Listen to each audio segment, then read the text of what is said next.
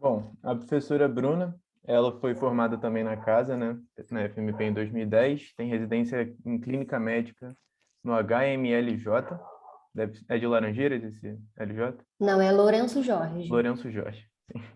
E nefrologia na UFRJ. Ela é médica, atualmente médica nefrologista no Santa Teresa, professora da FMP, nas habilidades curriculares de habilidades médicas e clínica médica. Me confundi um pouquinho aqui.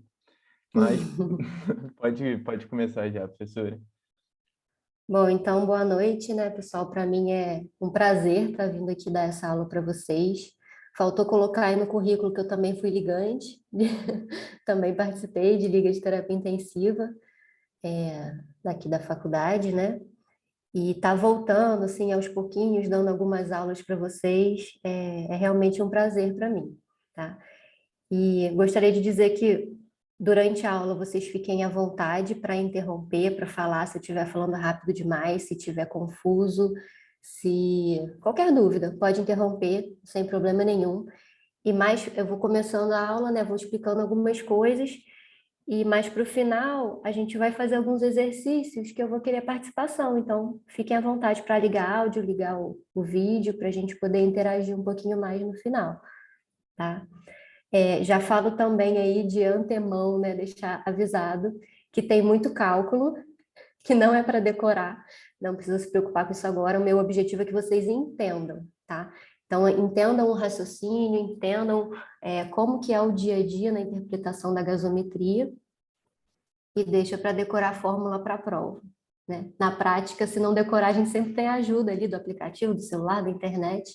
Decoreba só se for para a prova. Mas aqui o objetivo é que vocês entendam o raciocínio, né? De como que a gente está chegando em cada cálculo, em cada conclusão que a gente vai tirar durante a aula, tá? Vocês têm noção mais ou menos de quantos alunos são, se está faltando, se eu posso abrir aqui já a tela? Eu acho, assim, aqui está contabilizando 21, 22 participantes agora, mas já pode ir começando. Qualquer coisa, a galera que for chegando depois consegue ver também no YouTube, que a gente vai disponibilizar a aula gravada. Ah, beleza. Então, deixa eu abrir aqui.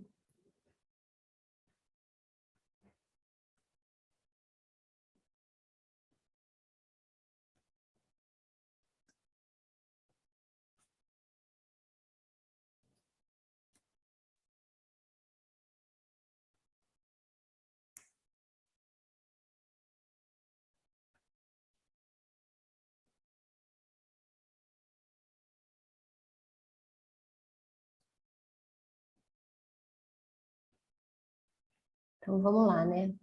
Vamos começar a nossa aula. A aula é para interpretar a gasometria, né? Mas a gente sempre tem que falar um pouquinho de introdução ao assunto primeiro. E eu trouxe aqui para vocês, né? Primeiramente, o que é a gasometria? Basicamente, o exame de sangue, né? A gente faz geralmente do sangue arterial, tá? Mas pode ser feito também de sangue venoso central.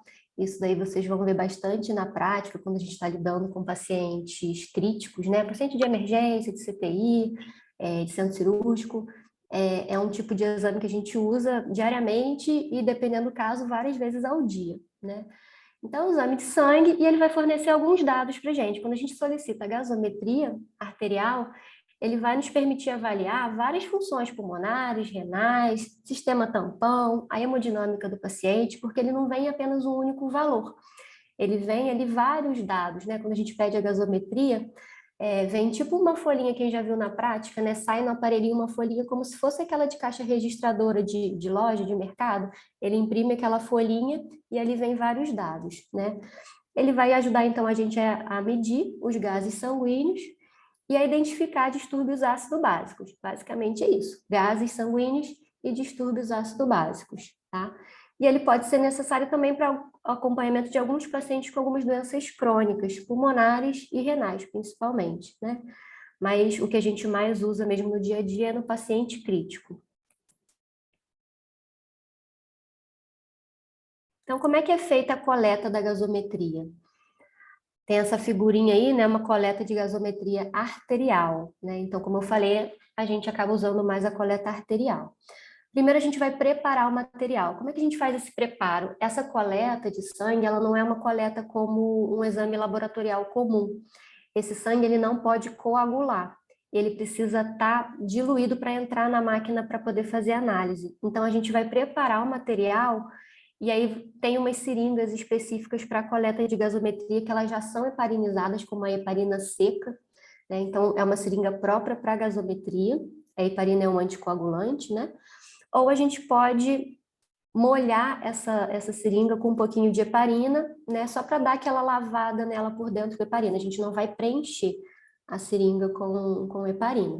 A gente vai lavar essa seringa e vai esvaziar, né? E aí, quando a gente for fazer a coleta, a gente já tem que estar com essa seringuinha preparada, ou heparinizada de fábrica, ou a gente hepariniza na hora, tá? E aí a gente vai escolher o local de coleta. Vai ser uma coleta arterial, vai ser venosa central. Coleta arterial, geralmente a gente prefere nesse sítio aí da foto, né? Artéria radial. É uma artéria bem superficial, fácil de palpar o pulso, fácil de localizar e geralmente tem menos erro, né, na hora da punção. Quando a gente pega, por exemplo, uma artéria femoral, a gente pode acabar puncionando a veia sem querer, né? Por mais que você palpe, é um vaso mais profundo, a veia está muito juntinha, então às vezes a gente acaba puncionando a veia, aí você tem que desprezar o material, coletar novamente, tentar a nova punção, e o local mais fácil que tem, geralmente, é essa artéria radial. A gente tem que avaliar a perfusão do membro quando vai fazer uma punção de uma artéria, né? Então, se um paciente que tem já a vascularização ali comprometida, ou ele já tem uma história de trombose arterial, ou ele tem uma doença vascular arterial periférica importante, pode ser que na hora da punção a gente acabe complicando mais o quadro circulatório do paciente. Então, a gente vai escolher o local da coleta, né, qual vai ser o vaso, e vai analisar a perfusão daquele território que está sendo irrigado por aquela artéria. Se não tiver nenhum problema, a gente pode fazer a punção. E aí a gente faz a punção, né, após higienizar ali o local, passa um algodão com álcool, vai palpar o pulso e fazer a punção diretamente da artéria. Geralmente na artéria radial a gente faz uma punção no ângulo de 45 graus. E na punção da artéria femoral a gente entra com a agulha um pouquinho mais em pé. Eu estou falando dessas questões aí técnicas porque eu acho que a parte mais legal de quando a gente começa a fazer estágio, né, é colocar a mão na massa. E colher gaso é uma coisa que todo aluno gosta. Então, vocês já vão pegando a dica aí, né, como coletar uma gaso com qualidade e evitando complicações, né? Então, todos esses passos são importantes. A gente, quando palpa o pulso, ele tem que ser bem palpável justamente para a gente evitar múltiplas punções. Às vezes você pega pacientes que têm que fazer coletas frequentes, né? Paciente que está internado, que está no CTI, que está na urgência. E se toda hora que você punciona ali, você erra a artéria e tira a agulha, volta, funciona de novo, fica tentando manipulando, você vai formando hematoma, né? Se o paciente estiver sedado, talvez esse seja um dos problemas únicos, né? Assim, formação de hematoma pode, às vezes, até dissecar a artéria, né? Fazer uma complicação mais grave, mas lembrando que é uma região que dói muito a punção. Então, se o paciente está acordado, você ficar futucando ali com a agulha, além de ser ruim, é errado, né? Então, palpar bem o pulso, fazer a punção, evitar ficar fazendo punções múltiplas, né? A gente tem que fazer, então, essa punção tendo atenção na palpação do pulso e quando coloca a agulha, ficar atento no sangue que a gente está aspirando. Se ele está vindo com uma pressão de sangue arterial, né, que é diferente do venoso, que você tem que aspirar lentamente, o sangue arterial normalmente ele tem uma pressão que você rapidamente consegue aspirar. E a coloração, né? O sangue arterial, se ele estiver rico em oxigênio, ele é mais avermelhado. O sangue venoso, como é pobre em oxigênio, ele fica mais arroxeado, né? Um tom mais da mistura ali do vermelho com o azul. E sempre tentando minimizar os danos. Então, após a coleta, após a punção arterial, a gente vai fazer uma compressão no local de punção por pelo menos 5 minutos para evitar a formação de hematoma e de complicações inerentes ali ao procedimento, tá? Então, diquinha aí para quem vai começar a treinar a coleta de gasometria, seguir todos esses passos.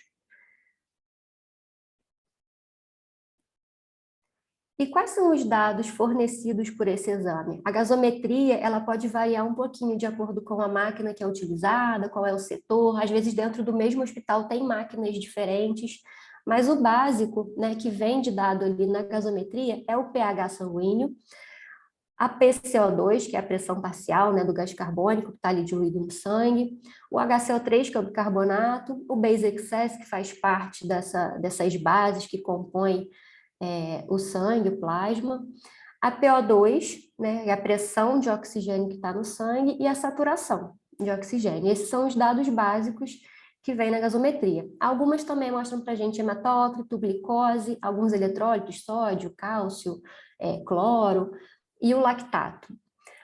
Se você trabalha num lugar que não fornece esses dados, é interessante que você solicite a parte, porque faz parte da avaliação do paciente como um todo, né?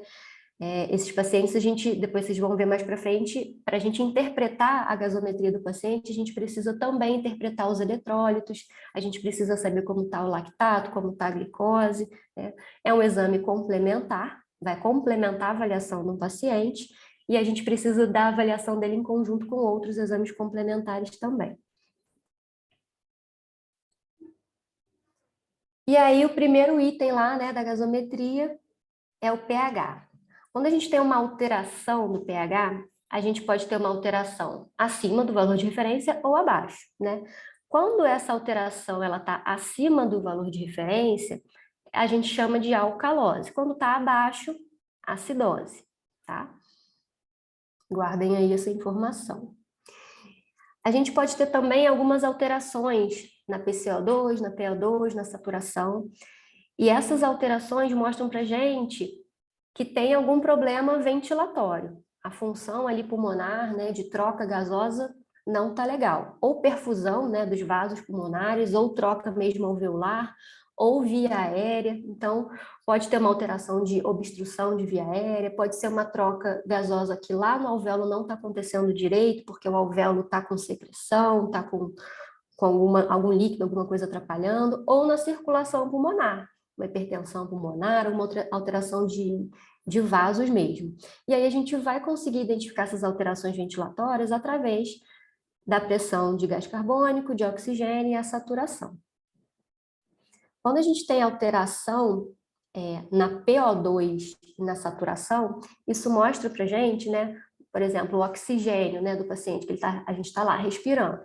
Nosso oxigênio está entrando, né, entra pelas vias respiratórias, chega no alvéolo, faz a troca com o sangue, e esse sangue rico em oxigênio vai para o coração para ser bombeado para a periferia, para os órgãos e tecidos. Quando a gente faz a coleta da gasometria arterial, a gente pega aquele sangue que está vindo rico de oxigênio lá do pulmão. Então, a gente consegue ter uma noção muito boa do que está acontecendo no pulmão do paciente, do pulmão e da circulação, que acaba que a gente avalia também, né, se tem problema circulatório nesse trajeto, do oxigênio sair do pulmão até chegar ali na radial, né, a gente consegue avaliar se tiver alguma alteração, se o problema está no pulmão ou na circulação.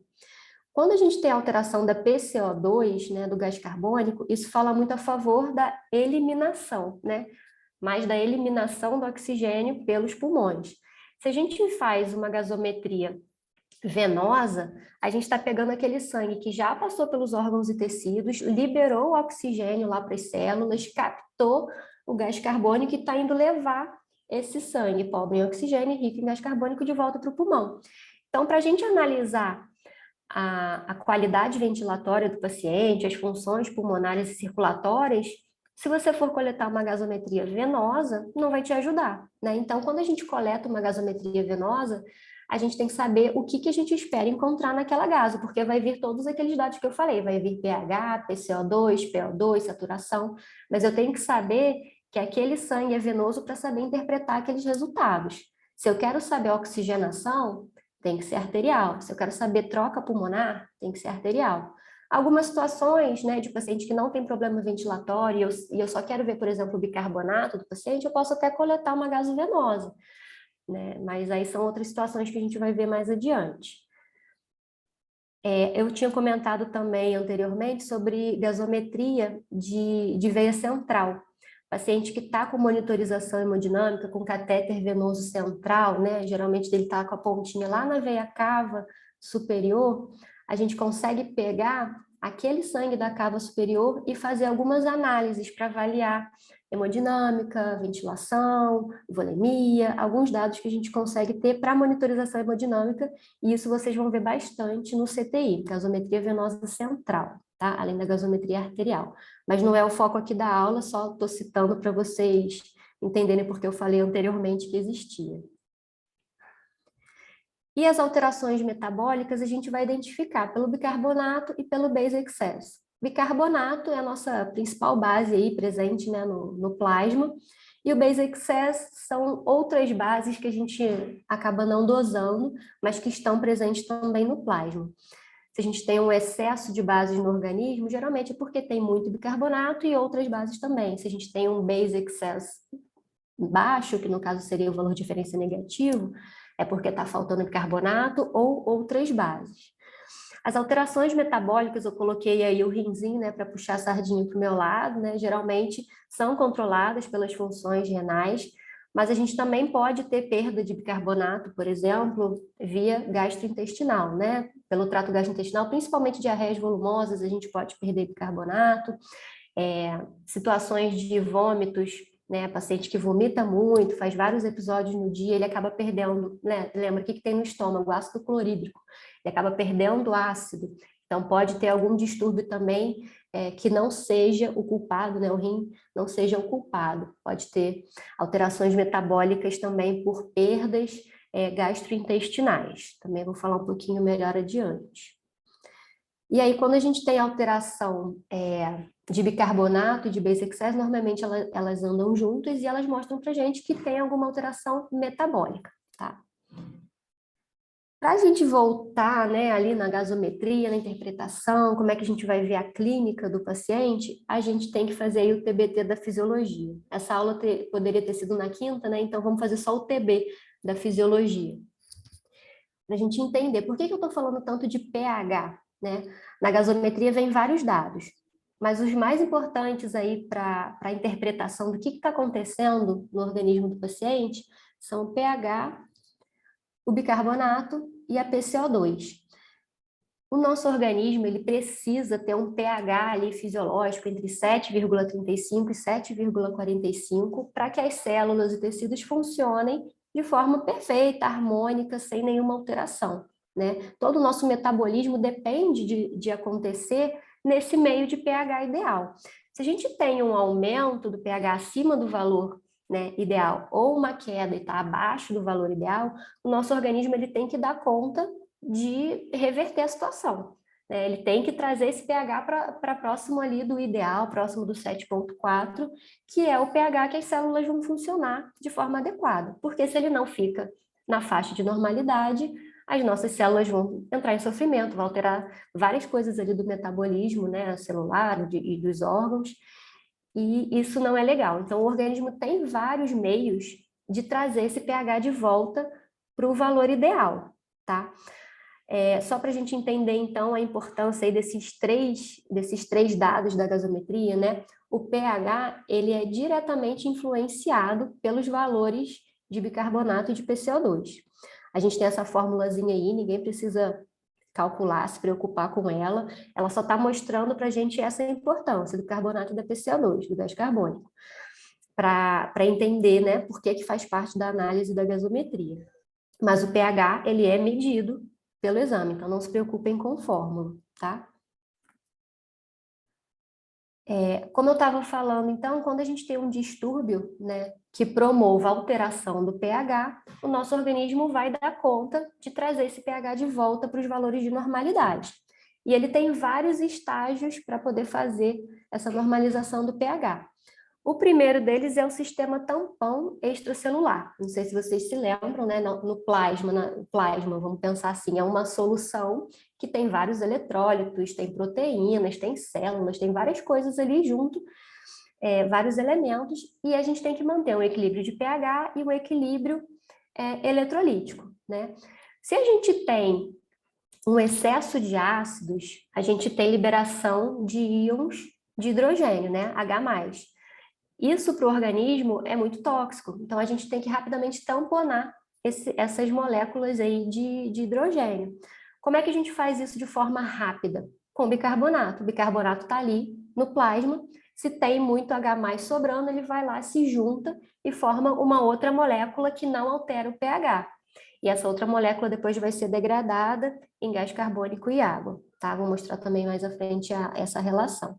Mas a gente tem um sistema tampão que age rápido e que ele está ali para isso. Sobrou H+, ele vai lá e tampona esse H+. Às vezes, o bicarbonato não dá conta, não tem bicarbonato suficiente. Se a gente tem um paciente que tem uma doença que cursa com aumento, né, produção de ácidos, o bicarbonato tenta dar conta de tamponar, mas às vezes não é suficiente, e aí começam as células a tentar tamponar esse excesso de bicarbonato, de H+. Então, é o tamponamento intracelular. O que a célula faz? Poxa, está cheio de H+ no meio extracelular. Não pode, vou botá-la para dentro. Começa a botar H+ para dentro da célula. Só que existe aquele princípio da eletroneutralidade, né? O meio intracelular e o extracelular, eles têm que estar com cargas elétricas semelhantes. Então, para você botar muito H+ para dentro da célula, a célula tem que jogar para fora algum outro mais, né? Alguma coisa a mais também. E esse alguma coisa geralmente é o potássio. Então, ela puxa o H+ para dentro e libera o K+, né? O potássio para fora. Mas, ok, resolveu lá o problema do pH sanguíneo. Depois ela se vira para recuperar esse potássio. Então, tamponamento intracelular. O tampão extracelular, ele age rápido, questão de segundos, minutos. O tamponamento intracelular, ele já demora um pouquinho mais, algumas horas, né? Mas ele consegue ajudar também nesse equilíbrio, né? Existe também o tamponamento ósseo. O tamponamento ósseo, ele é mais usado, assim, pelo organismo em situações crônicas. Então, se eu tenho uma acidose crônica, né, semanas, meses, talvez a gente já não consiga mais, né, com esses sistemas, dar conta de controlar o pH. E aí começa a acionar o tamponamento ósseo. Então, a acidez, né, do sangue estimula que o osso libere bicarbonato e cálcio. E isso a longo prazo, isso acontece na doença renal crônica, quem já teve aula de doença renal crônica comigo deve lembrar. O paciente renal crônico, ele tem o osso fraco por inúmeros motivos. Esse é um deles. O paciente que cronicamente tem acidose e esse osso está sendo usado para tamponar essa acidose, liberando bicarbonato, liberando cálcio. Como ele libera cálcio, ele fica desmineralizado. O osso precisa de cálcio, né, para ficar rígido, inteiro e saudável. Se ele está perdendo cálcio, ele vai tendo uma fraqueza óssea ao longo do tempo, tá? Isso aí geralmente acontece a longo prazo. E a gente tem outros sistemas que aí não é considerado um sistema tampão, né, mas uma resposta compensatória. Se eu tenho algum distúrbio pulmonar, alguma doença no pulmão gerando um distúrbio de pH, o rim vai tentar compensar aumentando ali o bicarbonato ou diminuindo o bicarbonato sérico. E vice-versa, né? Se eu tenho um distúrbio renal, o pulmão vai tentar compensar, lavando esse CO2, né? Liberando mais o CO2 ou retendo mais o CO2. Então, um sistema acaba tentando compensar o outro para manter o pH equilibrado.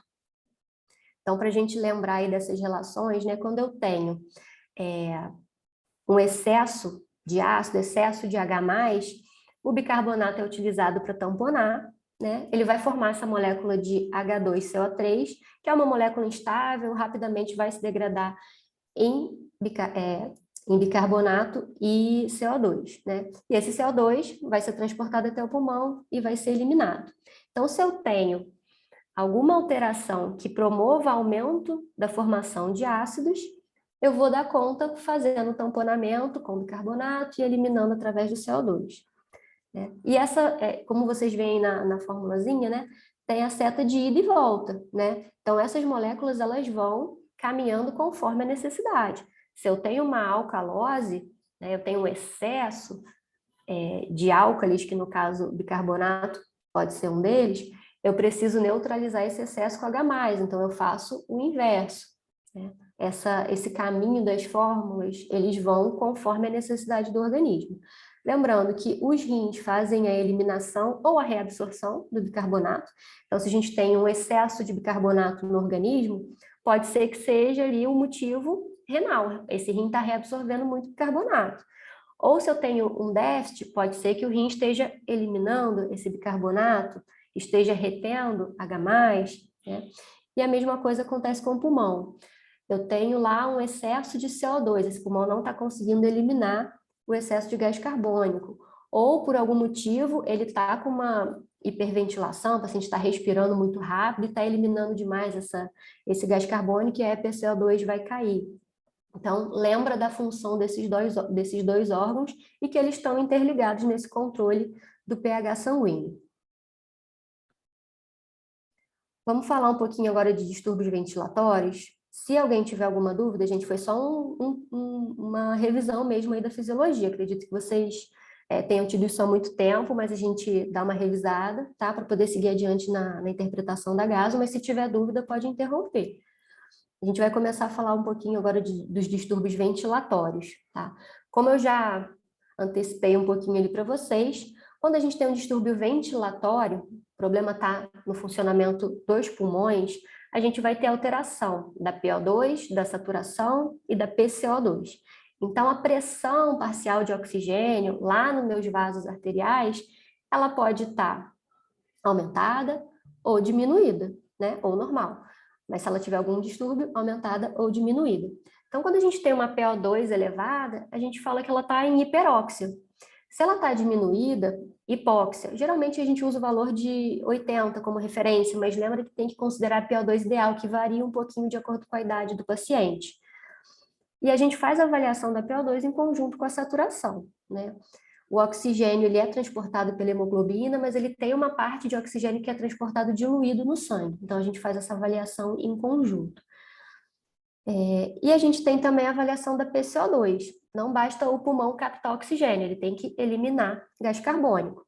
Se a gente tem uma retenção, esse pulmão não está conseguindo eliminar o gás carbônico da forma como deveria, a gente acaba tendo uma acidose respiratória. Por quê? A PCO2 elevada faz com que o pH caia. Então, é uma acidose. Ele promove uma acidemia. Se a gente tem, ao contrário, uma PCO2 baixa, por algum motivo esse paciente está eliminando em excesso a PCO2, né, fica com valor ali abaixo de 35, esse pH sobe. Então, ele faz uma alcalose respiratória. Diversas doenças podem causar, né? Desde uma pneumonia bacteriana simples pode causar distúrbio ventilatório, até neoplasia, processos que cursam com derrame pleural que dificultam, que restringem o movimento respiratório, doenças crônicas como DPOC, fibrose cística, o COVID, né? A gente viu bastante paciente agora nesse tempo aí de pandemia. Eles têm as gasometrias muito alteradas, então eles fazem uma ventilação muito comprometida, acaba alterando esses valores, e a gente faz avaliação nesse sentido, né, quando a gente está vendo o distúrbio ventilatório, a gente avalia a troca gasosa, que a gente consegue ver pela gasometria, e a gente vê o distúrbio ácido básico, também pela gasometria, tá? E a gente tem os distúrbios metabólicos. Então, como eu falei, né, se a gente tem um distúrbio do bicarbonato, e a gente faz a avaliação em conjunto com o base excess, se eu tenho um excesso de bicarbonato, ele é um álcool, ele promove a alcalose. Se eu tenho uma queda de bicarbonato, ele vai cair também o pH, e aí vai fazer uma acidose metabólica. Só um momento, pessoal, que eu vou precisar atender o telefone aqui. Alô? Oi?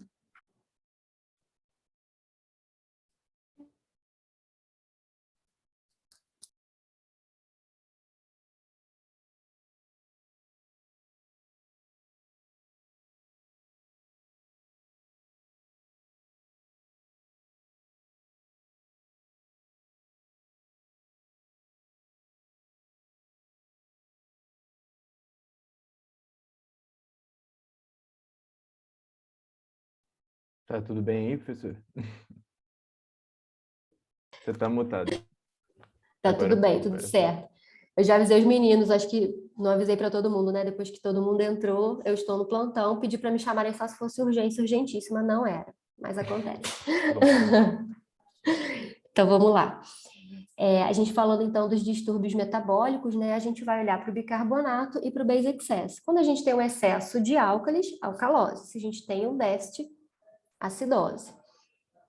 inúmeras causas, né, a gente pode encontrar aí nos pacientes, desde as causas renais, então insuficiência renal aguda e crônica, acidose tubular, que são doenças tubulares dos túbulos renais, mas também problemas extra-renais, como eu falei anteriormente, uma diarreia volumosa, o paciente perde bicarbonato pelo intestino, né?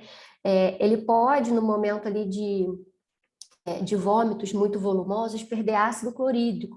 E aí o sistema acaba ficando rico em bicarbonato. Então, a gente tem uma alcalose metabólica que não é de origem renal. Então, só para lembrar que pode ser de origem renal ou não, tá? Mas a gente avalia esse distúrbio metabólico pelo bicarbonato e pelo base excess.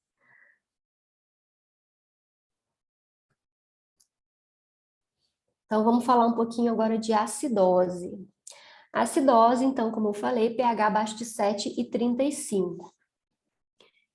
Se eu tenho uma PCO2 acima de 45, eu tenho uma acidose respiratória.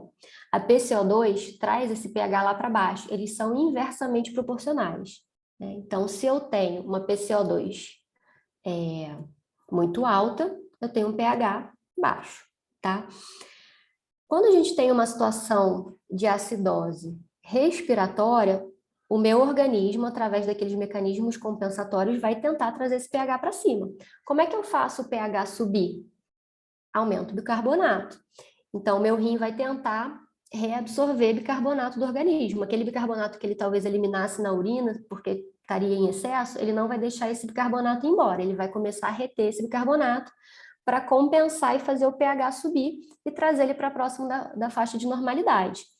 Quando a gente tem uma acidose respiratória crônica, que pode acontecer, por exemplo, num paciente com DPOC, com fibrose cística, a gente tem um aumento maior de carbonato, porque o rim ele não consegue neutralizar de forma rápida, ele demora um pouco. Então, se a gente tem uma doença crônica, o rim teve tempo, ele começou a reter esse bicarbonato, conseguiu subir esse bicarbonato de forma compensatória ao longo de um determinado tempo.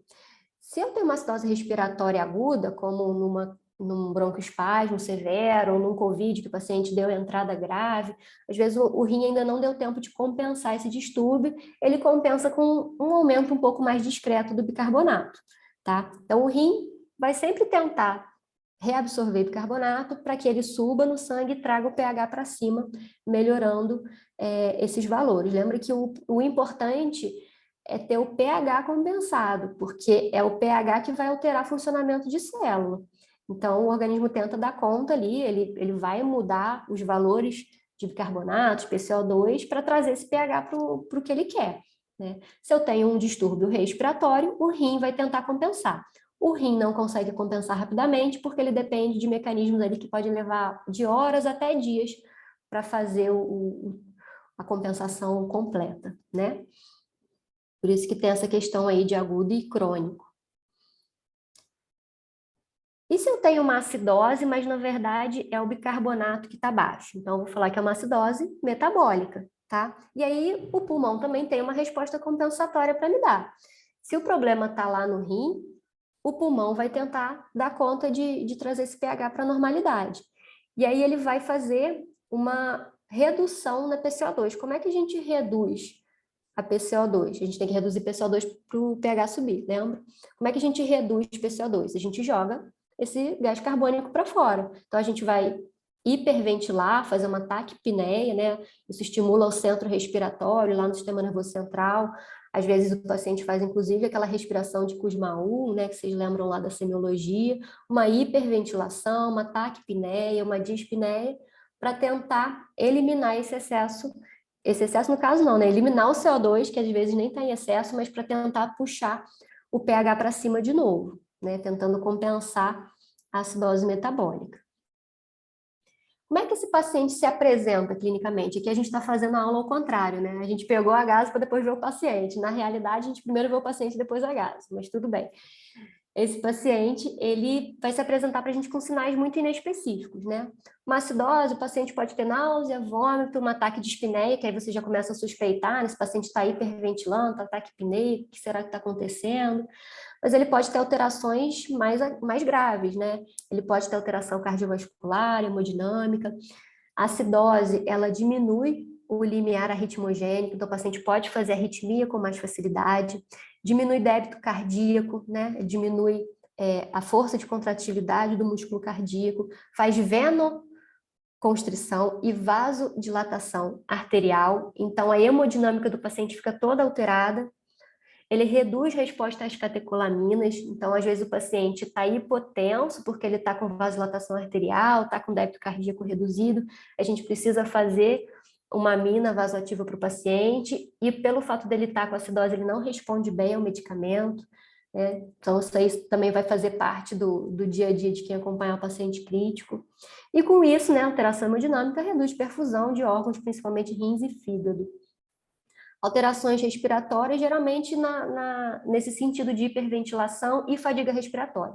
Inicialmente, o paciente tem uma acidose metabólica, ele vai tentar compensar com uma alcalose respiratória, ele vai tentar tirar esse CO2 e hiperventilar. Mas se a gente não tratar, não intervir, esse paciente em algum momento ele pode cansar. E aí ele vai começar a fadigar. E talvez ele já não consiga compensar mais. Então pode chegar um momento que ele já não vai conseguir compensar, né, a acidose metabólica. Alterações cerebrais, então inibição do metabolismo do sistema nervoso central, torpor e coma, já quadros mais graves, né? E alterações metabólicas outras, então catabolismo proteico, hipercalemia, lembra que eu falei lá do tampão celular, né? A célula libera potássio para poder tentar tamponar o H+, então o paciente vem com uma hipercalemia que também é arritmogênica, resistência insulínica, são várias alterações que a gente pode encontrar no paciente. Mas a clínica, a forma do paciente se apresentar é muito inespecífica. E aí vamos ver, então, umas gasometrias para dar de exemplo. Essa primeira aqui da esquerda, a gente tem, aqui o P é o paciente, tá? E o N é o valor de normalidade. Vocês vão ver que dependendo do aparelho de gasometria, dependendo do local que a gente vai trabalhar, esses valores podem variar um pouquinho, principalmente aqui o bicarbonato, base excess, tá? Mas eu trouxe aqui o valor de referência só para a gente conseguir raciocinar. Então, paciente que está com pH de 7,32. Esse pH está abaixo do valor de referência. pH abaixo, acidose. Se ele está em acidose, a gente vai tentar ver o que está causando isso. Se é um bicarbonato baixo ou uma PCO2 elevada. Aqui, no caso do paciente, um bicarbonato baixo, né? Abaixo do valor de referência. Então, provavelmente uma acidose metabólica, tá? Você vê que o base excess também está menos 5, e o valor de referência de menos 3 a mais 3. A PCO2 está um pouquinho abaixo do valor de referência, mas lembra que PCO2 baixa leva a alcalose, então essa PCO2 não é a culpada do distúrbio dele. A gente tem aqui um outro exemplo à direita, um pH de 7,33, também um pH na faixa de acidose, e aí a gente tem que procurar uma PCO2 que está alta ou um bicarbonato que está baixo. No caso, PCO2 que está alta. Então, provavelmente a origem do distúrbio desse paciente é respiratório, né? Uma acidose respiratória. Ah, mas o bicarbonato dele não está normal, mas está alto. Bicarbonato alto causa alcalose. Não é o que eu vejo lá no pH. Se eu vejo um pH de acidose, o distúrbio primário é a acidose. Esse bicarbonato provavelmente está alto porque o rim está tentando compensar essa acidose. E a gente vê que o base excess também está elevado. Então, talvez esse distúrbio aí respiratório dele já seja até mais crônico, porque o rim já está dando conta de subir o bicarbonato e o base excess, tá? Quando o rim dá conta de fazer subir bicarbonato e base excess em resposta a uma acidose respiratória, provavelmente esse distúrbio é crônico, porque lembra, o rim demora um pouquinho para conseguir compensar, tá? E a alcalose? Então, a alcalose pH acima de 7,45. Se eu tenho uma PCO2 abaixo de 45, eu digo que o distúrbio é respiratório, né? O culpado ali desse pH estar alto é porque eu tenho uma PCO2 baixa. Aqui, na verdade, é 35, tá? Acho que é porque eu copiei do outro slide e esqueci de mudar. A resposta compensatória, ela é feita pelos rins. Então, eu espero que tenha uma redução no bicarbonato desse paciente para compensar e tentar trazer esse pH de novo para a faixa de normalidade. Se eu tenho um excesso de ácidos que são de origem respiratória, eu vou usar o rim para tentar compensar de forma metabólica, tá? E aqui o mesmo raciocínio, se eu tenho um problema crônico, o rim dá conta de compensar e aumentar, e diminuir, desculpa, o bicarbonato. Ele vai aumentar a eliminação do bicarbonato de uma forma mais eficaz. Se o distúrbio é agudo, ele não consegue mexer tanto assim no valor do bicarbonato, tá? E o contrário também, se eu tenho bicarbonato acima de 26, né, uma alcalose metabólica. Então, se o distúrbio é metabólico, o pulmão vai tentar compensar. Se eu tenho uma acidose, uma alcalose respiratória, metabólica, o pulmão vai tentar compensar. E aí ele vai fazer o quê? Ele vai tentar reter esse CO2, porque ele sabe que o CO2 faz o pH ficar ácido, né? Então, essas respostas compensatórias, elas vão acontecer à medida que o distúrbio acontece, né? Então, se você tem um distúrbio primário, o outro órgão vai tentar dar conta de compensar. Se o distúrbio é metabólico, o pulmão consegue compensar de uma forma um pouco mais rápida. Se o distúrbio é respiratório, o rim demora um pouquinho para tentar compensar e pode ser que demore até alguns dias. Então, essa resposta ajuda a diferenciar se o distúrbio é agudo ou crônico. E como é que é a apresentação clínica da alcalose? Também muito inespecífico, né? Náuseas, irritabilidade, hipoventilação. A gente pode ter também arritmias. Se a gente rodar um eletro desse paciente, pode ter um prolongamento do intervalo QT, onda azul. A gente vai ter diminuição da oferta de oxigênio aos tecidos. Geralmente esse paciente ele se apresenta com fraqueza, letargia, câimbras, pode ter também confusão mental e coma. Então, estão vendo aí que o sistema nervoso central é bastante comprometido, né? E alterações metabólicas como hipocalemia e hipocalcemia. Geralmente elas andam juntas. E aí na alcalose, então, como é que a gente vai ver na gasometria? Eu tenho lá o pH alcalino, né? Acima do valor de referência. E aí eu vou olhar, se o pH está alcalino, essa alcalose for metabólica, eu tenho bicarbonato alto. Se ela for respiratória, eu tenho uma PCO2 baixa. Aqui no caso não é, né? A PCO2 está até alta. Então, se eu fosse pensar primeiro no respiratório, eu pensaria em acidose. Então, se eu tenho um pH de alcalose, distúrbio metabólico, porque tem um excesso de bicarbonato. Base excess também está um pouquinho acima do valor de referência. E essa PCO2 alta, talvez seja uma resposta compensatória, né? O pulmão está tentando reter esse PCO2 para compensar a alcalose. Aqui a gente tem também uma gasometria com pH na faixa de alcalose, e aqui uma PCO2 baixa. Então, provavelmente, o culpado aí desse distúrbio do pH. Uma alcalose respiratória. O paciente está eliminando muito o gás carbônico e está trazendo esse pH lá para cima. O bicarbonato está um pouquinho abaixo do valor de referência, assim como o base excess. Então, a parte metabólica tentando compensar. Tá? Alguma dúvida até aqui, gente? Se quiserem, pode falar, tá? Professora, ninguém mandou nada no chat, mas a aula tá bem didática, de verdade. Beleza. Só que a gente, quando pensa nesses distúrbios aí, né, a gente vê que tem uma resposta compensatória, mas e se o paciente tiver uma doença ou um problema que está atingindo o pulmão e também uma que está atingindo o rim?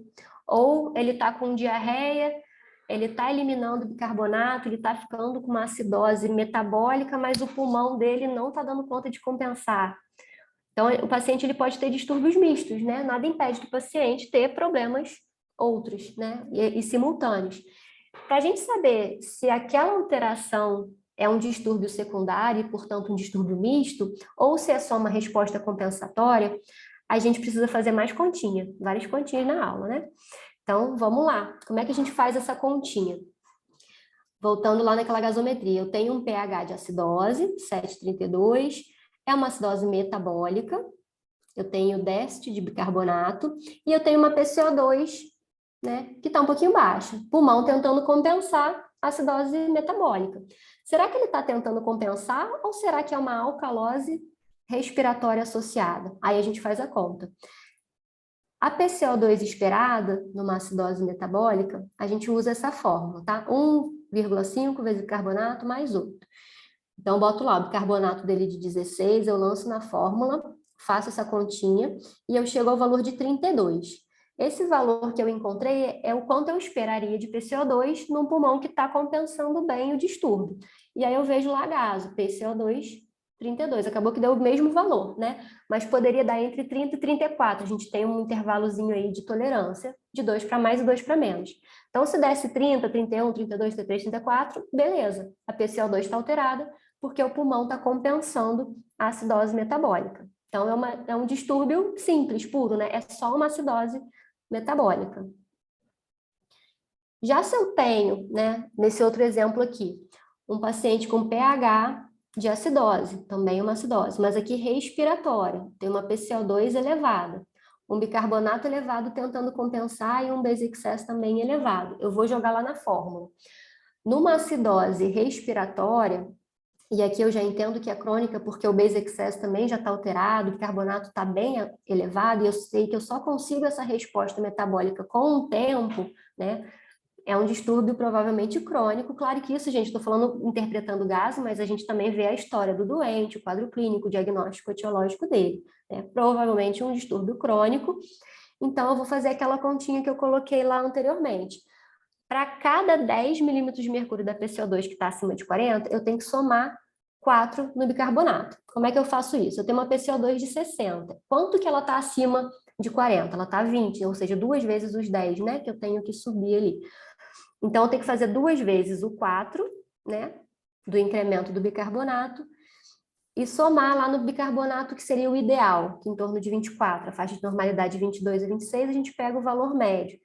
Então, o ideal desse paciente é que ele tenha um bicarbonato de 24 mais 2 vezes 4, 32.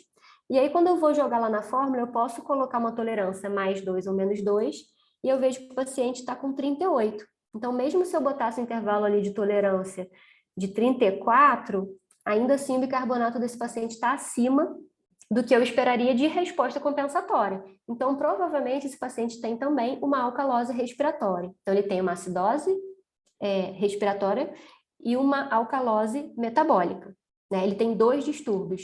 Essa alteração de carbonato não é compensatória. Ele foi além da compensação. Se ele foi além, é porque tem um problema, né? Ele está funcionando além do que precisava, provavelmente porque ele tem um problema também na ventilação. Isso geralmente a gente vê quando o paciente está ansioso, né? Então, o paciente está com aquela crise de ansiedade, por algum motivo ele internou, está chegando na emergência, está com dor, o paciente que está com dor fica hiperventilando ou está ansioso pela internação, e aí ele acaba hiperventilando. Isso é uma outra causa, né, do distúrbio, não é só uma compensação do organismo. Então, a gente diz que é um distúrbio misto, tá? E o onion gap? Queria não falar dele, mas tenho que falar. O que é o onion gap, gente? Onion gap. A gente tem ali cátions e ânions, né, no nosso plasma. A gente fala basicamente de plasma porque é o conteúdo líquido que está circulando ali no organismo. A gente não fala muito de intracelular, porque a gente não tem como analisar o intracelular, né? Não tem exame para ver como que está dentro da célula, a gente vê o que está no sangue. A gente tem no sangue cátions e ânions. E lembra que eu falei, tem um princípio lá da eletroneutralidade. A gente tem cargas positivas e cargas negativas e elas têm que estar em valores muito próximos.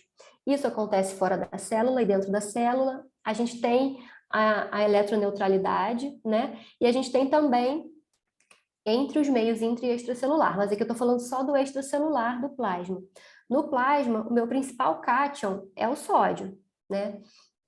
Sódio é o que dispara, é o que está mais alto. A gente tem alguns outros também, né? Tem o próprio potássio, mas você vê o valor de diferença do sódio, 140, do potássio é 4. O que são 4 em 140, né? Então, acaba que a gente nem dá muita importância para o potássio para essa análise.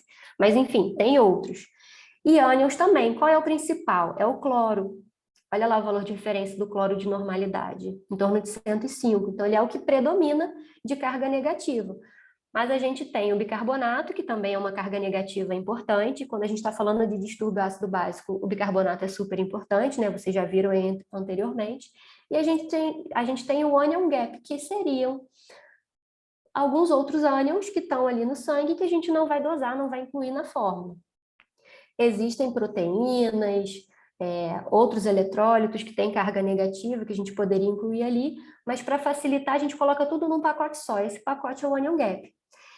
Esse anion gap, ele tem um valor de normalidade, que é esses ânions não dosados que estão presentes no nosso organismo. Mas pode acontecer algumas situações em que gera produção de ânions que não são fisiológicos. Então, intoxicação exógena, paciente com cetoacidose diabética, a própria uremia. Então, algumas situações vão gerar acúmulo desses ânions que a gente não vai medir. E aí a gente precisa entender esse conceito, porque quando a gente tem uma acidose metabólica, eu preciso saber se ela é provocada só por uma queda de bicarbonato, simplesmente, e aí normalmente o anion gap está normal, mas o cloro acaba subindo, aumentando o valor do cloro, e aí a gente tem uma acidose metabólica hiperclorêmica. Para manter esse equilíbrio entre cátions e ânions, o cloro dá uma subida. Ou se são outros ânions que eu não medi, que estão sendo produzidos e gerados ali em excesso, e aí normalmente eu tenho um cloro normal, o bicarbonato pode estar consumido, mas eu tenho um anion gap alto. Então, essa quantidade de ânions não dosados vai estar elevada. Isso me ajuda a tentar identificar qual é a causa da acidose metabólica do paciente. E aí tem formulazinha. Como eu falei no início da aula, não quero que vocês fiquem decorando fórmula, eu só quero que vocês entendam. Entender o que é anion gap, a fórmula a gente vê depois. Tem ali o valor de referência e tem mais uma outra informação que eu também não posso deixar de dar para vocês, que a gente precisa corrigir o anion gap pela albumina, tá? A albumina é uma proteína super importante. Paciente que tem uma hipoalbuminemia, a gente precisa colocar essa formulazinha a mais para corrigir na hora de calcular o anion gap. Mais na frente, um pouquinho, a gente vai ter um caso clínico que eu vou mostrar para vocês como é que a gente faz esses cálculos, tá? Já é o caso clínico. Então, vamos lá. Caso clínico, o paciente está internado aqui, está para ter alta já, deve ter umas 3 semanas, quase um mês que ela está internada. Caso real. Mulher de 38 anos, diabética tipo 1, há 17 anos, está internada com edema generalizado. A queixa dela era um edema generalizado, náuseas e vômitos. Super inespecífico. Quando ela chegou aqui, ela estava hipertensa e em anasarca. Foram feitos alguns exames complementares, né? Ela tinha edema generalizado, mas ela tinha também derrame cavitário, ela tinha um derrame pericárdico. Mas eu pinei que era ambiente, ela não tinha uma queixa de dispneia. E aí a gente fez lá os exames dela, chegou na emergência, vamos colher exame dessa menina, né? Tá super descompensada, tem um diabetes de longa data, tá estranho isso daí. E aí coletaram lá a gasometria. O que a gente pode ver dessa gasometria? A princípio, eu tenho um pH dentro da normalidade, uma PO2 acima no valor de referência, uma PCO2 bem abaixo no valor de referência, bicarbonato bem abaixo. A gente tem esse valorzinho aí do CO2 total, tá? Que algumas gasometrias vêm, que ele conta o CO2 total da gasometria. A gente acaba não usando ele em fórmulas, mas ele ajuda na interpretação junto com a PCO2. O base excess dela tá menos 13, vamos botar menos 14, né? E uma saturação de oxigênio de 98, isso em ar ambiente, tá? Isso é importante também quando a gente fala da análise de PCO2 e saturação, de PO2 e saturação, se o paciente está em suporte de oxigênio ou não, né? Ela estava em ar ambiente. E a bioquímica eu trouxe aqui só o que eu julguei importante, ela tinha outros exames também, né?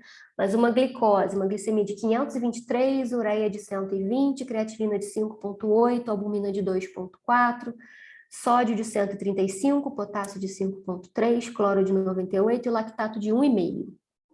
Agora é com vocês. Quem quer comentar? Pode comentar qualquer coisa, diagnóstico, o que acha, o que está alterado. Quero que vocês falem que agora eu vou beber água, minha garganta já cansou de falar. Professor, eu não entendi muito por que ela estaria com hiperóxia em ar ambiente, entendeu? Para mim, hiperóxia seria só iatrogênica que daria para fazer. Como é que alguém faz uma hiperóxia natural, né? Ou ela não tem hiperóxia? Ela tem 38 anos, essa é a PO2 ideal dela?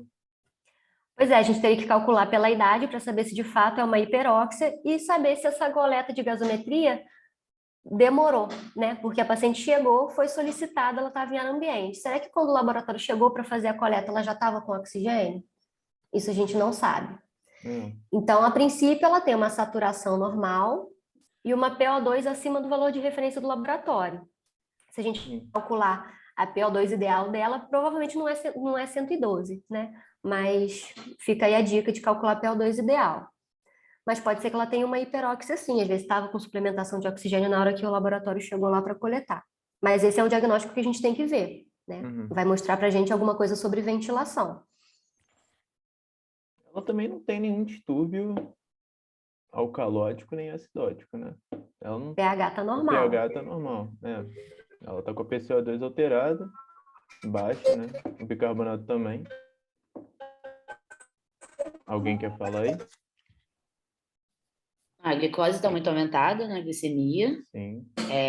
Tem o sódio que a gente tem que pensar, mas ele é falseado pela glicemia aumentada, então ele não pode levar muito em conta. O potássio está muito alto, então a gente vai ficar atento a isso também. E a creatinina também está muito alta dela, né? O que eu pensaria aí de... O potássio está normal, né?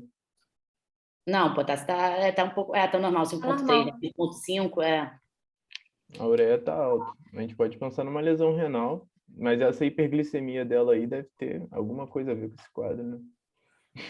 Provavelmente. Deixa eu fazer aqui o cálculo. Que cálculo que você está fazendo, Luca? Ureia sobre creatinina, para ver se dá alguma coisa. Isso aí, vamos trazer os conhecimentos das outras aulas. Tipo, ela não está abrindo um quadro de cetoacidose, eu acredito. Ela pode estar abrindo, não sei, porque ela não mudou o pH dela, então um dos critérios ela não tem, mas a glicemia ela tem, o bicarbonato. Mas o cetoacidose é glicemia mais das alterações, né? Uma delas é pH, também não é isso? Agora eu não o lembro. pH. A prova de clínica médica foi 10 semanas atrás, então 3 semanas de... Então vamos lá, gente, só para resumir aqui o que vocês falaram. Uma paciente, então, né, que chegou com uma gasometria que a princípio o pH está normal, mas quando a gente vai olhar o restante, tem nada normal, né? PO2 está alta, saturação está normal, né? Também saturação acima de 100% não existe. Às vezes vem, tá? Já vi gasometria que a maquininha libera a saturação acima de 100%. Isso não existe, né? Mas a máquina não sei como interpretou. Mas, enfim, pode ser que seja uma hiperóxia, assim, né? A gente teria que calcular a PO2 ideal dela. Ela tem uma PCO2 baixa. PCO2 baixa faz o quê? Que tipo de distúrbio ácido básico? Alcalose respiratória. Alcalose. O pH dela está normal, está até mais para próximo de acidose, né? Está próximo do limite inferior. Bicarbonato dela, super baixo, né? Então, talvez esse bicarbonato esteja puxando bastante esse pH para baixo, mas, heroicamente, o pulmão está compensando ali, inclusive compensando o pH, né? Uma suspeita. E um base excess bastante reduzido, então já mostra para a gente que ela tem uma alteração metabólica importante e talvez já arrastada. Essa paciente, não falei para vocês, mas ela já estava com náuseas e vômitos há 3 semanas. E um edema que veio piorando ao longo de 4 meses. Aqui, a Gabriela Lima botou o bicarbonato e o PCO2 estão bem alterados. Que foi basicamente o que você falou agora, né? Isso poderia estar compensando esse pH? Provavelmente sim, né? Eles estão brigando, cada um está puxando o pH para um lado e o pH está ali em cima do muro, pendendo um pouquinho mais para próximo da acidose, mas ainda na faixa de normalidade. A gente pode pensar que essa paciente tem algum distúrbio ventilatório, sim. Pode ser que ela esteja hiperventilando, ou seja, o PCO2 dela está baixo, ela está eliminando em excesso. Pode ser uma resposta compensatória, uma acidose metabólica. Pode ser ansiedade, e aí eu já conto para vocês mais um detalhe, essa paciente extremamente ansiosa. É uma paciente que, quando chegou, ela é jovem, né? Tinha noção do que poderia estar acontecendo, não queria internar de jeito nenhum. Ela foi para uma consulta ambulatorial nesse estado, ela chegou lá, a endócrino falou, não vou te examinar, vá para o hospital. Então, estava extremamente ansiosa, talvez hiperventilando, talvez por isso um oxigênio elevado e uma PCO2 baixa. Outra coisa que chama atenção, vocês falaram aí, glicose, né? Função renal, ureia e creatinina alteradas. Você conseguiu calcular aí a relação ureia e creatinina? Deu Quanto deu? 20,6. E aí? Indica mais renal, mas tem que ser abaixo de 20, né? Que dizem. Normalmente a gente considera que é pré-renal, fortemente pré-renal, acima de 40. Né? Essa relação é acima de 40 é porque o paciente está desidratado, está com uma ureia muito elevada, muito mais elevada em relação à elevação da creatinina, e aí, assim, acima de 40 pré-renal. A proporção de normalidade do rim é em torno de 30. Né? Então, se está abaixo de 30, a gente já fica despreocupado, provavelmente isso não é pré-renal. Mas não adianta Uma album... bater martelo que é renal, né? Porque tem esse É, valor de aí menos teria que 20. fazer outras avaliações, né? Uma albumina baixa, não sei se alguém falou, se alguém percebeu, a albumina dela está baixa. Lembra que uma paciente tinha nasarca, né? Talvez a hipoalbuminemia seja a causa dessa nasarca, talvez faça parte aí do contexto do diagnóstico dela. Um sódio na faixa de normalidade, a princípio, a gente vai considerar potássio normal, cloro normal e um lactato normal.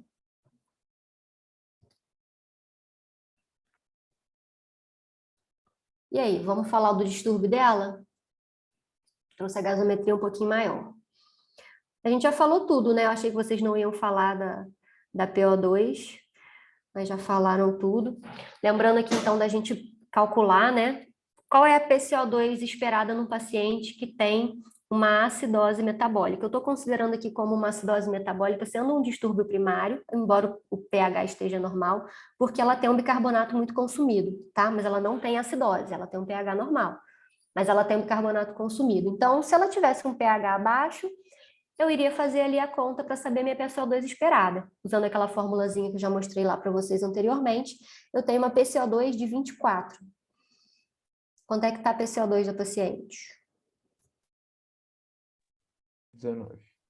Mas, por 19. exemplo, Então, nesse não... caso, o Base Excess teria alguma relevância para você falar, tipo, para você calcular, por exemplo, utilizar o cálculo de acidose metabólica, você faz isso porque o Base Excess dela está muito alterado? Eu já estou presumindo que o distúrbio primário dela, o que começou a deflagrar toda a alteração dessa paciente é metabólico, baseado na avaliação clínica, exames outros complementares, não só na gasometria, e uma dica é porque o pH está mais próximo da acidose do que da alcalose. Então, quando eu tenho, assim, distúrbios mistos, às vezes o pH está normal, mas ele pende mais para o lado do distúrbio primário, o que começou a causar toda a alteração da paciente.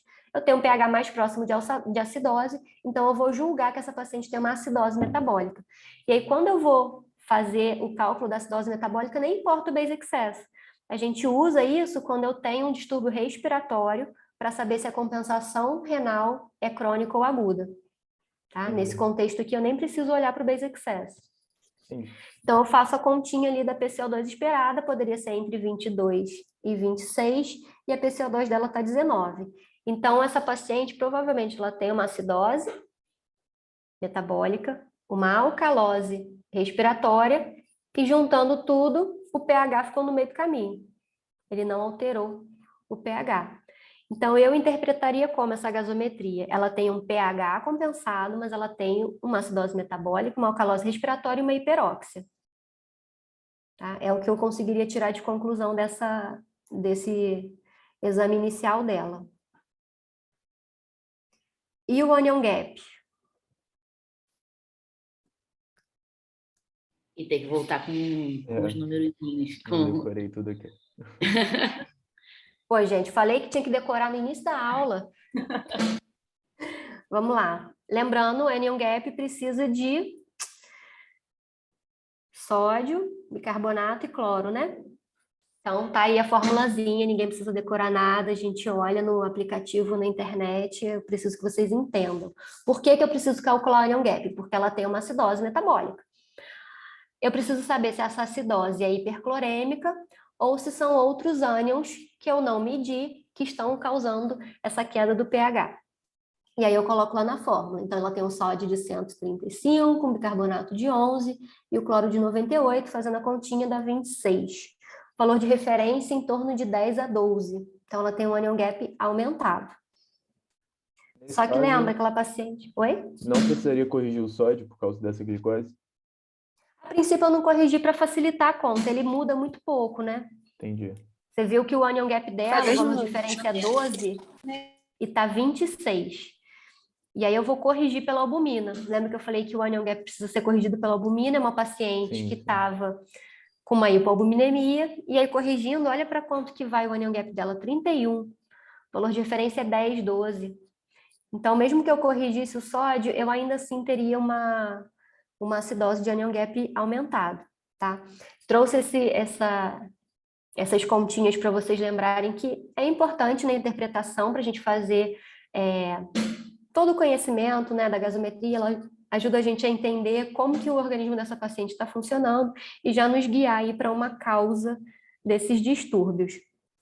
Anion gap muito aumentado é uma acidose metabólica, então, normoclorêmica, né? Não, até pelo valor do cloro a gente já sabe, mas calculando o anion gap a gente tem mais certeza. Então, eu trouxe a figurinha para a gente lembrar, ela tem um anion gap bem alargado, provavelmente ela está produzindo ânions que a gente não incluiu na fórmula. Quais deles vocês lembram que podem ser? Também já dei a dica no início da aula.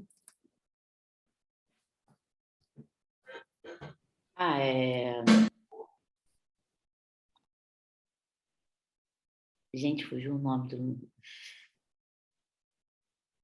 De para esse paciente em específico ou ânions em geral? Sim, Os da cetoacidose. Cetoácidos.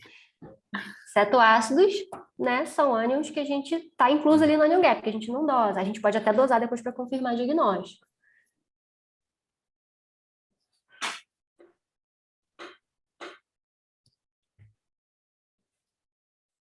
O negócio entrou depois aí o diagnóstico, mas a gente já tinha falado, né? O pH está compensado, mas é uma paciente que tem de acidose metabólica, tem o anion gap aumentado, tem uma alcalose respiratória e uma hiperóxia.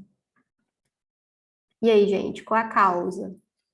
Vou abrir aqui o próximo, que a gente tem que começar a pensar em causas baseado em outros exames complementares, né? É uma paciente que está com a glicemia totalmente descompensada, então cetoacidose diabética, numa paciente diabética tipo 1, jovem que interna descompensada, tem que passar pela nossa cabeça.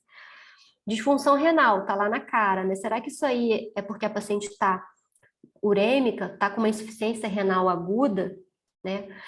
E aí, um detalhe que eu não contei para vocês, que eu deixei para contar agora, essa paciente, ela tinha já uma doença renal crônica, mas com uma creatinina de 1,4 alguns meses antes da internação. Então, é uma doença renal crônica, provavelmente pelo diabetes, mas que agudizou nesse momento, né?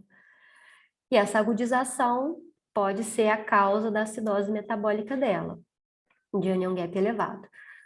Lembrando que o lactato, também coloquei aqui em vermelhinho, né? Se fosse uma acidose metabólica por aumento de lactato, a gente teria esse aumento já na dosagem do laboratório, né? Uma hiperlactatemia. Não foi o caso dessa paciente, ela não tinha lactato aumentado, que poderia ser outra causa de acidose metabólica com anion gap aumentado.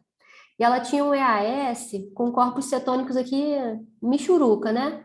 Uma cruz em 3 ou 4, não lembro se esse laboratório aqui faz em 4. Uma cruzinha só de corpos cetônicos, mas é uma paciente que tinha proteinúria, glicosúria.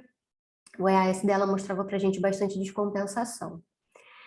E aí fica, né, até aqui nesse momento, essa interrogação. O diagnóstico dela, uma acidose metabólica pela insuficiência renal aguda, cetoacidose diabética. A princípio não me parece ser por aumento de lactato, e pela história clínica da paciente também não me parece ser intoxicação exógena, porque tem algumas substâncias, né, que podem gerar intoxicação e produção de ácidos de forma exógena, né, medicamento, intoxicação por algumas substâncias. Pela história dela, a gente acabou eliminando, mas se houvesse a suspeita, poderia se fazer dosagem de alguns metabólitos. Professora, qual ácido aumenta na lesão renal aguda? É lactato? Para fazer uma acidose por lesão renal, entendeu? Então, na lesão renal, o que acontece? Aí é o rim que não está funcionando. É a bomba né? A de gente pode potássio que ia dar ter mais, né? toxicidade. Aí, como o rim não funciona, ele vai alterar bicarbonato, né? Ele vai acabar alterando o bicarbonato, mas aí não é o anion gap. A gente tem a produção na verdade não, né? A ausência de eliminação de outras toxinas urêmicas, que não são dosáveis, né? Então, toxinas urêmicas existem inúmeras, algumas poucas a gente dosa, né? Mas algumas delas poderiam ser a causa dessa alteração de pH, a própria ureia, né? Mas não tem aquele, assim, tem um quadro chamado acidose tubular renal, né? Que é um quadro que Isso. faz anion gap normal, não elevado, certo? Uhum. Então, Aí a acidose você não tubular deveria renal a ter. gente vai entrar no outro contexto, né? Porque aí é alteração de função tubular. O organismo todo está funcionando normalmente, mas eu tenho uma perda exagerada de bicarbonato na urina. Então, lá no túbulo contorcido proximal, onde eu deveria estar reabsorvendo bicarbonato, porque o bicarbonato é uma coisa importante para o organismo, o rim não quer jogar fora. Mas se ele tem uma lesão ali naquele túbulo, ele vai estar eliminando esse bicarbonato. Então, ele pode fazer uma acidose metabólica. Só que dependendo de qual é a localização da lesão tubular desse paciente, a gente tem as acidoses tubulares tipo 1, tipo 2, tipo 4, tem mista. Então, isso depende um pouco, porque tem algumas acidoses que não são tão exuberantes assim de alteração. Às vezes é uma acidose muito discreta, um bicarbonato próximo da normalidade, né? Então, isso vai depender um pouquinho de qual é a localização tubular que está sendo acometida, dos outros distúrbios hidroeletrolíticos que estão juntos, e pode ser até que o organismo, de alguma forma, esteja compensando, né? Tem acidoses tubulares, não, que são gravíssimas na infância, a criança nem sobrevive se não for diagnosticada e tratada rapidamente. Mas aí a gente já entra num outro contexto, né, de lesão tubular. Não é daqui da insuficiência renal. Aqui, quando eu falo de insuficiência renal, é rim fechado, não está filtrando, não está passando nada no túbulo, não tem nem o que o túbulo fazer, né? Não está nem chegando nada ali para ele reabsorver. Aí subiria o anion gap, nesse caso. Aí sobe o anion gap, porque ele não está Isso. conseguindo eliminar esses excessos. E o organismo está funcionando, né? O nosso organismo está produzindo. O nosso metabolismo está lá, produzindo ácidos. As células estão funcionando, estão produzindo ácidos, esses ácidos vão cair na corrente sanguínea e eles têm que ser eliminados. E aí, se o rim está fechado, não consegue eliminar. É uma das causas, né? Pode ser cetoacidose, por causa dos corpos cetônicos, pode ser por hiperlactatemia. A gente vê hiperlactatemia muito na sepse, né? Então, um paciente que está séptico, ele tem a perfusão periférica dele comprometida, entra em anabolismo, em metabolismo anaeróbio, aumenta a produção de lactato, aí aumentaria no exame laboratorial lactato, a paciente teria uma história de hipoperfusão tissular, exame físico compatível, né, com hipoperfusão. Aqui a gente está falando de exame, né, mas a gente não pode esquecer de ver a paciente, né, o contexto como um todo. Mas a paciente teria outra história, outro quadro clínico e um lactato aumentado.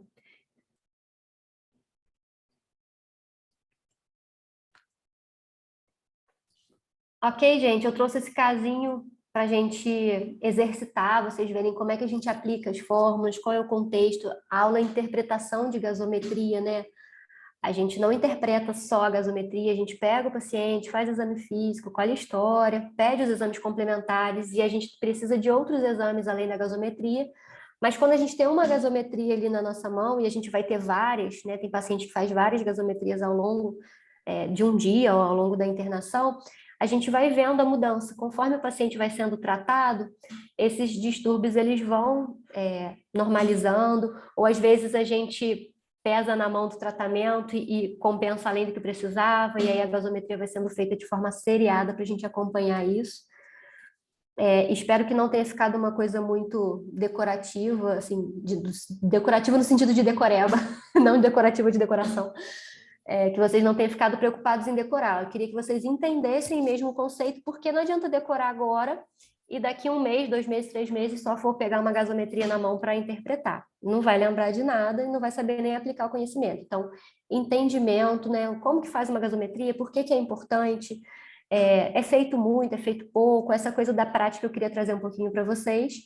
E que vocês saibam que existem fórmulas sim que a gente precisa usar. Não adianta bater o olho e falar, eu acho que é tal distúrbio. A gente precisa fazer umas continhas aí para interpretar da melhor forma possível, tá? É um exame complementar de extrema importância, muito utilizado. Na prática, depois a gente acaba, né, com a prática, nem precisa decorar as fórmulas, porque a gente já sabe, né, já pega, bate o olho, vê como é que estão os eletrólitos, já vê para que tendência que o paciente está. Mas essa interpretação é super importante fazer nesse início, né? Que vocês vão começar a pegar, todo paciente de vocês que tiver gasometria, pega, olha, interpreta, faz os pontinhos, porque se não treinar, esquece. Bom, a aula foi ótima. Aqui a galera está começando a agradecer aqui pelos comentários. Ô, Bruno, eu posso tirar uma dúvida a mais com você? Uhum. Qual é a diferença de acidose para acidemia? Porque eu já vi em alguns lugares e não é um negócio que fica muito claro na minha cabeça. A acidemia, a gente fala quando o paciente tem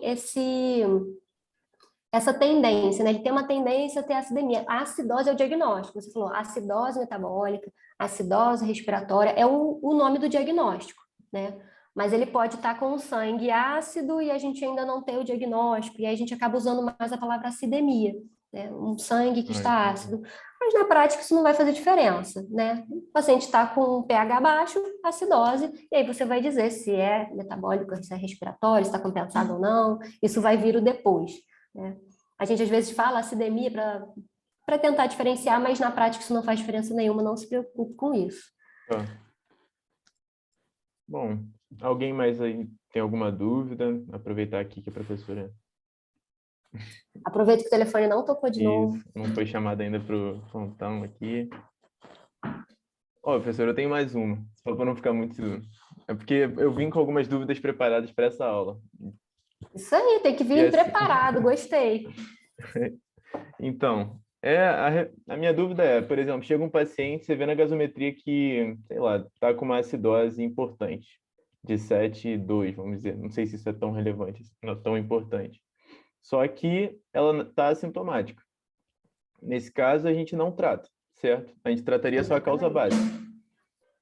Se ela tivesse com uma acidose... Ah, desculpa. Vai. Não, pode falar, eu que te interrompi. Se ela tivesse com uma acidose 7,2 e tivesse sintomática, você ia tratar mesmo assim? Tipo, se ela tivesse, sei lá, hiperventilando demais, não sei, alguma coisa desse tipo, você ia tratar a acidose mesmo se não tivesse batido menos que 6,9, porque eu sei que tem esses cortes. Uhum. Eu não trouxe aqui tratamento porque a aula era sobre gasometria, né? Senão ia ficar muita coisa. E distúrbio hidroeletrolítico, ácido básico, acaba que vocês veem na faculdade também, né? A gente sempre fala muito, eu e a Sofia, a gente fala muito disso com vocês. Acho que ia ficar muito maçante, mas super pertinente sua dúvida.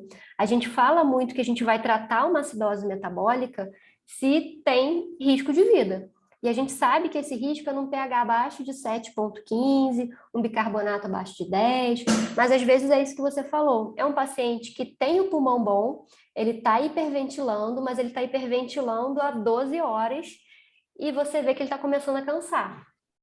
E aí o paciente, às vezes, ele está com uma acidose metabólica, mas ele tem uma função renal ainda de filtração que nos permite dar soro, que nos permite dar bicarbonato, ele não está com o rim fechado anúrico. E aí eu vou deixar esse paciente cansar, vou ter que entubar esse paciente, porque eu não quis dar bicarbonato, porque não estava na faixa, teoricamente, né, de tratamento. Então, a gente não faz isso. O paciente está hiperventilando, você vê que ele está realmente tentando compensar com a compensação ventilatória, e vai chegar um momento que ele vai cansar, você vai tratar, né? A gente faz a análise da gasometria para tentar identificar qual é o distúrbio primário. Se é um distúrbio que você consegue tratar, por exemplo, é uma cetoacidose diabética, eu tenho que hidratar o paciente. A hidratação vai corrigir o pH aos poucos, ou vai pelo menos trazer para próximo da normalidade e vai melhorar o sintoma do paciente. Então, eu não vou tratar com bicarbonato. Por isso é importante eu saber fazer o diagnóstico de qual é o distúrbio primário e de qual é a etiologia desse distúrbio. Mas se é um paciente que está lá com pH abaixo de 7, mesmo sendo uma acidose, uma cetoacidose diabética, eu também não vou deixar o cara morrer porque eu não quero dar bicarbonato, ficar tacando soro nele até esse pH chegar numa faixa de que ele não vai mais trazer sintoma, vai demorar. Então, eu vou fazer bicarbonato. Se ele está com a ventilação adequada, qual o problema do bicarbonato? Lembra daquela formulazinha que eu mostrei? Se eu der muito bicarbonato, esse bicarbonato vai se juntar ao H+, vai formar aquela fórmulazinha intermediária e depois vai ser degradado em CO2 e água. Se esse paciente tem um problema pulmonar ou está em ventilação mecânica, esse PCO2 em excesso talvez não seja eliminado. E aí eu vou dar bicarbonato e ele vai continuar com acidose porque ele vai ter um componente respiratório, um excesso de PCO2. Então, quando o paciente tem um distúrbio metabólico e pulmonar e eu dou bicarbonato para ele, talvez eu piore a situação. Então, eu tenho que dar bicarbonato e ir lá no ventilador mecânico, ajustar a frequência respiratória, volume corrente, né? Eu vou ter que fazer ele lavar esse CO2 que ele vai estar gerando pelo bicarbonato que eu dei. Ou se é um paciente DPOC, que a ventilação, a troca dele já não é boa, eu tenho que fazer com parcimônia, que eu sei que ele vai reter CO2 se eu der excesso de carbonato. Né? Por isso que a interpretação é importante, eu vou saber, né, até onde eu posso tratar, até onde eu não posso, e a gente não se liga muito em valores fixos, né? Na prática a gente vai olhar o doente, vai ver se eu posso fazer, se eu não posso, se ele está cansando, se ele tem sintomas, tá? E aí esses valores que a gente bota como fixo, pH abaixo de tanto, carbonato abaixo de tanto, tenho que repor.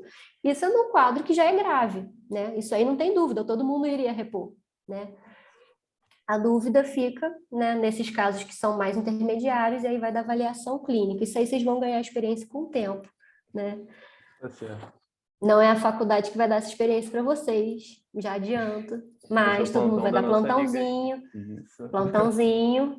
né, para pegar o feeling, né, do paciente. Pô, esse paciente vai cansar. Melhor dar um carbonatozinho para ele. Bom, é isso aí. Vou interromper aqui a gravação. Obrigado aí por sanar minhas dúvidas. Eu vim aqui com algumas